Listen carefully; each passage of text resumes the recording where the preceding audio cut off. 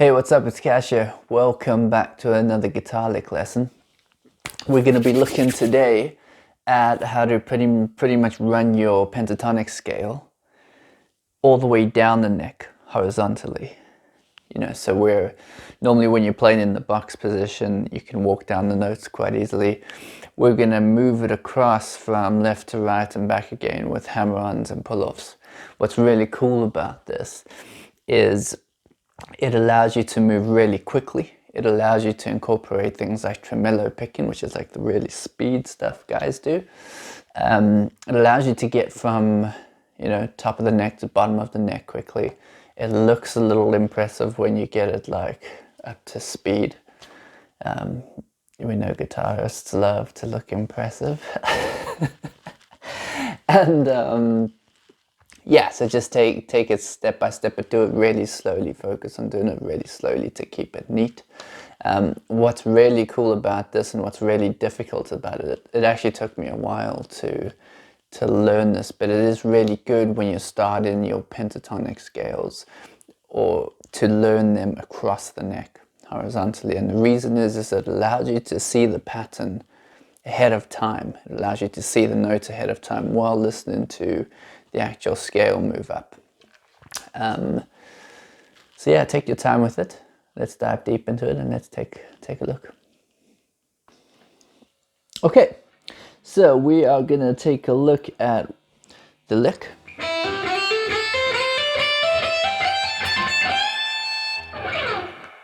So we're pretty much walking up the scale on every single string, okay?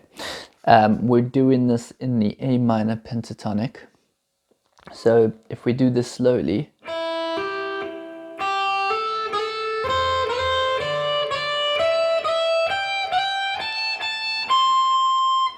that's pretty much how we're going up it. So you pretty much got your index finger on the open, hammering on the pinky, then sliding or bringing in the index and hitting the same note again on the 3rd to the 5th, 5th to the 7th, 5th to the 8th, 8th to the 10th, 10th to the 12th, 12th to the 15th, 15th to the 17th, 17 to the 20th. Cool. Then when we're going up, we pretty much got the hammer on.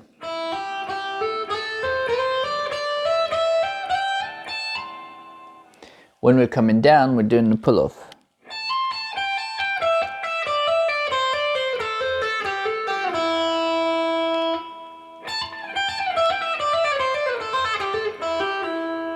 Or you can just end it. Now when you're going down, you just got to be a lot lighter on the finger, because you pull in with your hand movement. So slowly going up.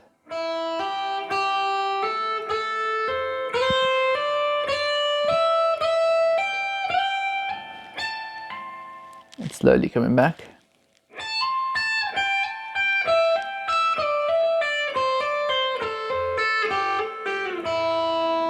Now when you're coming back, you won't actually have to pick, as you do it quicker, you won't have to pick it as many times. You'll just...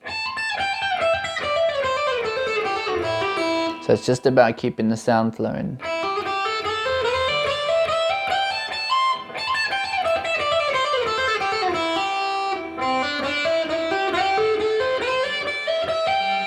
If we look at it on the B string, you're pretty much going index on the 1st to the 3rd, 3rd to the 5th, 5th to the 5th to the 8th, 8th to the 10th, 10th to the 13th, 13th to the 15th, 15th to the 17th, and the 17th to the 20th.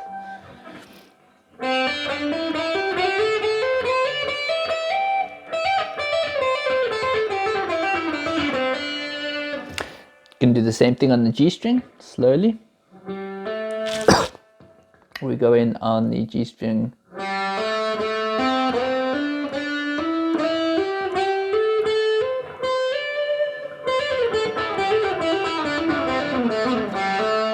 So So we're going to hammer on the index straight onto, now we're going to use the ring there.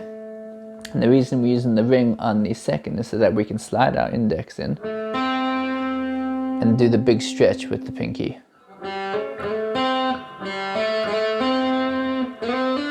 Then we're closing again from the 5 to the 7th, the 7th to the 9th, and then the 9th to the 12th, the 12th to the 13th, 14th, the 14th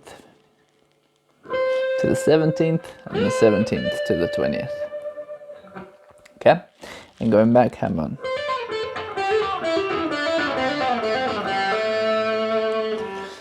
All right, jump onto the D string.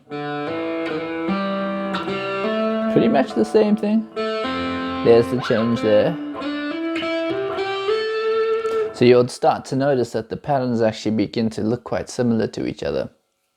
You know, so we're going to hammer on to the D string with our ring, and then we're going to slide our pointer in, or our index, second to all the way to the 5th, 5th to the 7th, it's quite close.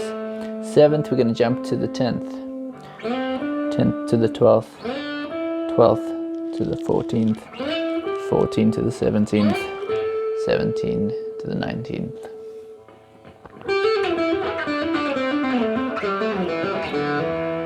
So it's just about your mind actually seeing the pattern going up and seeing the pattern coming down, and it knows, your muscle memory then knows where to jump. You know, so if you're doing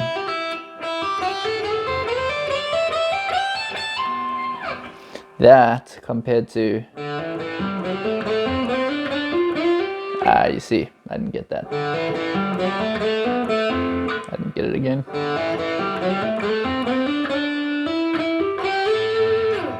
So it's just about the mind being able to see it, and the way that you kind of do that is you look almost one step ahead. So you've got to have a little bit of a zoomed out perspective, you know, so that you can see the whole guitar neck. You know, right now in my peripheral vision, I can see the top, I can see the bottom here, and you learn to actually move your head along with where you're looking.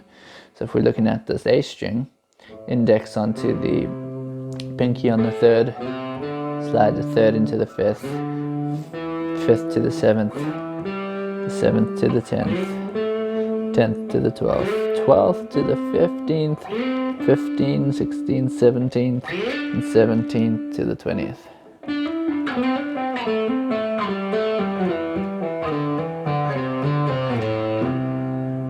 And then you do the same thing on the top.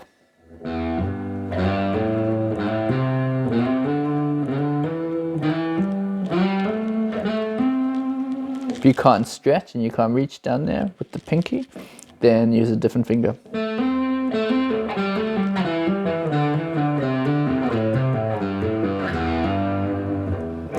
I finish it off with just a G, power chord into the A, and a big E.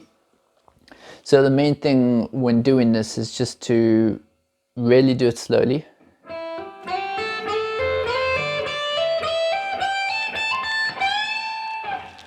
To get your hammer-ons correct.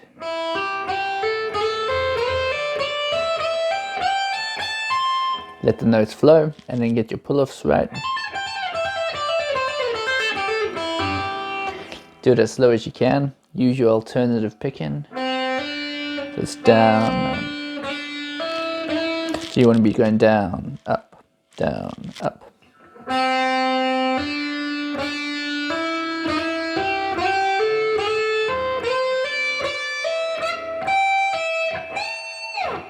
I like to just do something on the end before I turn it around, you know.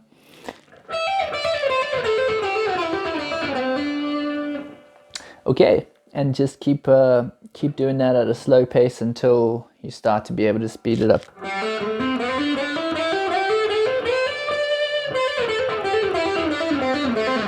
The only difference between someone doing it slow and someone doing it fast is someone who does it quick can see it quickly. So their actual mental mind frame is focused in on it. And they can see one step ahead of the time and they know what it looks like.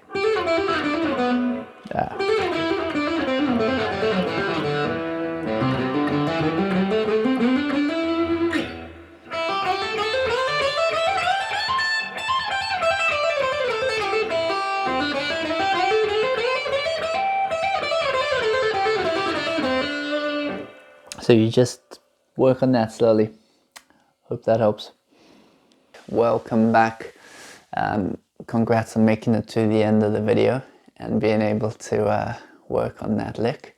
It's quite challenging. Take it slow and try build it into your playing over time. It'll help you to see the patterns a lot better, and it'll increase your finger dexterity and your playing.